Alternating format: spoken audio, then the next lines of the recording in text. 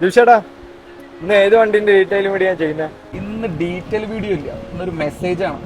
ഇന്ന് നമ്മുടെ കസ്റ്റമേഴ്സിനും അതേപോലെ നമ്മുടെ ജനങ്ങൾക്ക് മൊത്തത്തിലുള്ള ഒരു മെസ്സേജാണ്. ഇന്നലെ ബട്ട് റോഡ് ഭാഗത്ത് ഒരു തീപിടുത്തം അറിഞ്ഞിട്ടായിരിക്കില്ലേ? അതെ അതെ. അപ്പൊ ഇന്നലെ ഒരാള് ഡോറ് തുറന്നു കൊടുത്തിട്ട് പോലും അയാളെ രക്ഷപ്പെടാതിരിക്കാനുള്ള മെയിൻ റീസൺ സീറ്റ് ബെൽറ്റ് ലോക്കായി പോയതാണ്. അതെ. അപ്പോൾ അങ്ങനത്തെ അവസരങ്ങളിലൊക്കെ നമ്മൾ ചെയ്യേണ്ട കാര്യങ്ങൾ അതൊന്ന് നമ്മളെ ഈ പൊതുജനം എന്താ പറയുക, പൊതുസമൂഹത്തിനെ അറിയിക്കാൻ വേണ്ടിയാണ് നമ്മൾ ഈ വീഡിയോ ഇന്ന് ചെയ്യുന്നത്. ഇന്ന് ഡീറ്റെയിൽസ് ഇല്ല, അന്ന് വണ്ടിനെ കുറിച്ച് ഒരു ഡീറ്റെയിൽസും ഇല്ല.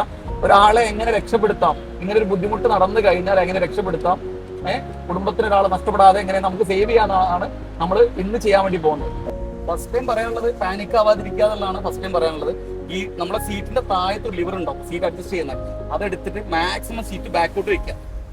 എന്നിട്ട് നമ്മുടെ ലെഫ്റ്റ് സൈഡിൽ അതേപോലെ തന്നെ സീറ്റ് അഡ്ജസ്റ്റ് ചെയ്യുന്ന വേറെ ലിവർ കാണാം, അതെടുത്തിട്ട് നേരെ അതേപോലെ സീറ്റും മാക്സിമം സീറ്റ് ബാക്കോട്ട് ആക്കുക. മാക്സിമം നമ്മൾ മാക്സിമം ബാക്കോട്ട് ആക്കുക.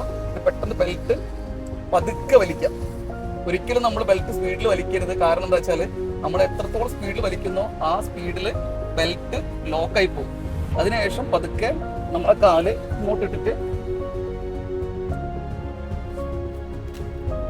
സിമ്പിളായിട്ട് നമുക്കിങ്ങനെ ഇറങ്ങി പോരാൻ പറ്റും.